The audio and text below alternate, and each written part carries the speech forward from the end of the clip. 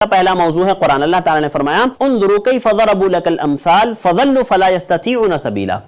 ذرا خیال تو کیجئے کہ یہ لوگ آپ کی نسبت کیسی کیسی باتیں بناتے ہیں، بس جس سے وہ خود ہی بہک رہے ہیں اور کسی طرح راہ پر نہیں آ سکتے۔ اللہ رب العالمین نے اس آیت میں یہ بات بیان فرمائی کہ پیچھے جو واقعات ہم نے دیکھے، پیچھے کی جو باتیں ہم نے دیکھی نا کہ یہ لوگ اللہ کے نبی کے تعلق سے، قرآن کے تعلق سے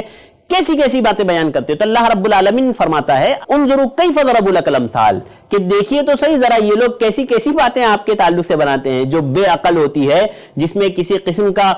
کوئی جو ہے اس میں سینس نہیں ہوتا ہے، کوئی صحیح بات نہیں ہوتی ہے، اس میں کبھی آپ کو جادوگر، کبھی ساحر، کبھی مجنون، کبھی کذاب، کبھی شاعر، کتنی طرح کی باتیں یہ نعوذ باللہ جو ہے آپ کے بارے میں کہتے ہیں۔ لہذا اللہ رب العالمین نے کہا کہ یہ ساری کی ساری باتیں حالانکہ ان کی باطل ہے، بے بنیاد ہے، جھوٹ ہے، صریح جھوٹ ہے، لہذا اللہ رب العالمین نے کہا کہ ذرا ان کی عقل پر ماتم کرو، ان کو عقل و فہم نہیں ہے کہ یہ لوگ کس طرح کی باتیں آپ کے تعلق سے کہتے ہیں، لہذا کیسے انہیں صحیح راستہ مل سکتا ہے، کیسے انہیں راہ ہدایت نصیب ہو سکتی ہے۔ اللہ رب العالمین نے اس بات کا ذکر اس آیت میں کیا۔ اب آگے انشاءاللہ اللہ رب العالمین ان کی ایک ایک باتوں کا رد بھی آگے اللہ رب العالمین بیان کریں گے، وہ انشاءاللہ اگلے دروس میں ہم لوگ دیکھیں گے۔ ناظرین چلتے ہیں ہمارے آج کے دوسرے موضوع کی طرف۔ ہمارا آج کا دوسرا موضوع ہے تاریخ اسلام۔ تاریخ اسلام میں ہم لوگ بات کر رہے ہیں حضرت عمر فاروق رضی اللہ تعالیٰ عنہ کے دور خلافت کی۔ ہم نے دیکھا کہ کس طرح سے جو ہے حضرت عمر فاروق رضی اللہ تعالیٰ عنہ نے اپنوں کے ساتھ، غیروں کے ساتھ کیسے انصاف کا معاملہ کیا،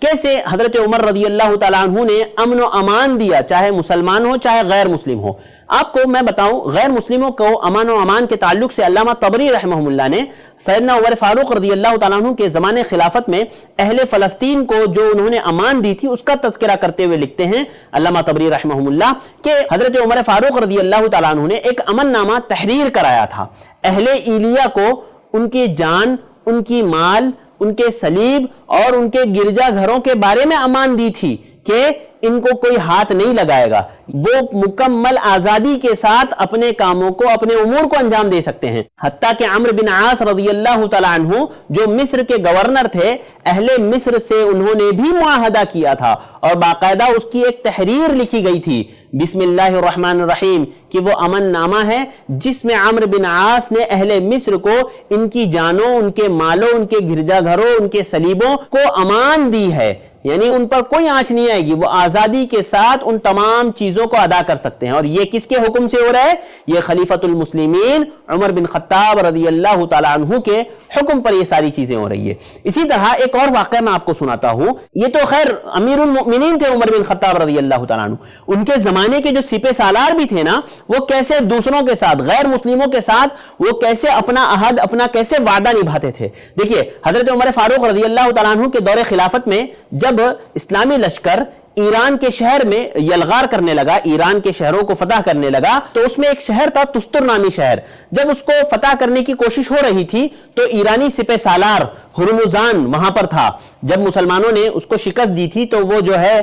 تستر کے جو ہے قلعے میں آ کر کے وہ بند ہو گیا تھا، لہذا مسلمانوں نے تستر شہر پر حملہ کیا اور اس کو جو ہے اس پر فتح حاصل کرنے کی کوشش کی، لیکن مسلسل حملہ کرنے کے باوجود چونکہ یہ قلعہ بند تھا لہذا یہ شہر فتح نہیں ہو رہا تھا۔ ایک دن اسی شہر کا ایک شخص چھپ کر کے مسلمان فوج کے کمانڈر کے پاس آیا، حضرت ابو موسیٰ اشعری اس فوج کے کمانڈر تھے، آ کر کے کہنے لگا کہ اگر تم مجھے میری جان اور میرے مال کو امان دیتے ہو تو میں تمہیں شہر پر قبضہ کرنے کا ایک راستہ بتاؤں گا۔ اور پھر اس نے حضرت ابو موسیٰ اشعری رضی اللہ تعالیٰ عنہ کو راضی کیا اور پھر وہ ایک عرب شخص کو جس کا نام اشرس تھا اس کو اپنے ساتھ لے گیا، وہ ایک پانی کے راستے سے اندر اس کو لے گیا اور اس کو قلعے میں داخل کیا، حتیٰ کہ وہ ہرمزان کے کمرے میں اس کو لے گیا جہاں وہ اپنے لوگوں سے بیٹھ کر کے بات کر رہا تھا۔ پھر وہ شخص واپس آیا حضرت ابو موسیٰ اشعری کے پاس، تصدیق کی اس شخص کی اور کہا کہ میرے ساتھ 200 لوگوں کو آپ بھیج دیجئے، میں شہر کو فتح کر لوں گا۔ لہذا حضرت ابو موسیٰ اشعری نے اس شخص کے ساتھ 200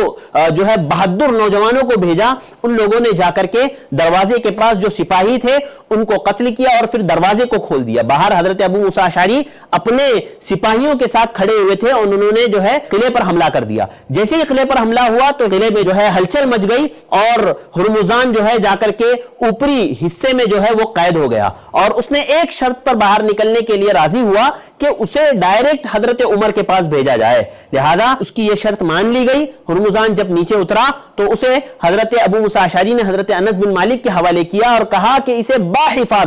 بحفاظت جو ہے عمر بن خطاب رضی اللہ تعالیٰ عنہ تک پہنچایا جائے۔ یہ تاریخ اس بات کی گواہ ہے کہ اسلام کا کٹر دشمن، اتنا بڑا دشمن کہ کئی لوگوں کو اس نے قتل کیا، کئی جنگوں میں کئی مسلمانوں کو اس نے مارا، اس کے باوجود جب اس سے عہد کیا گیا، جب اس سے وعدہ کیا گیا تو اسلام کے سپاہیوں نے اپنے اس وعدے کو نبھایا اور اس اسلام کے دشمن کو حضرت عمر رضی اللہ تعالیٰ عنہ کے پاس بحفاظت پہنچایا۔ یہ ہوتا ہے مسلمان کا ایک وعدہ کہ وہ ہر حالت میں اپنے وعدے کو پورا کرتا ہے۔ یہ ہمارے سلف تھے، ہمارے صحابہ تھے، یہ ہمارے لیے آئیڈیل ہے، نمونہ ہے۔ لہذا مجھے اور آپ کو چاہیے کہ ہم ان کے واقعات کو پڑھیں، اس سے نصیحتیں حاصل کریں اور خود بھی جو ہے ان لوگوں کی طرح عمل کرنے کی کوشش کریں۔ اللہ تعالیٰ مجھے اور آپ کو ان باتوں پر عمل کرنے والا بنائے، اللہ تعالیٰ اچھے عادتوں کو، اچھے اخلاق کو اختیار کرنے والا بنائے، بد اخلاقی سے اللہ تعالیٰ مجھے اور آپ کو محفوظ رکھیں۔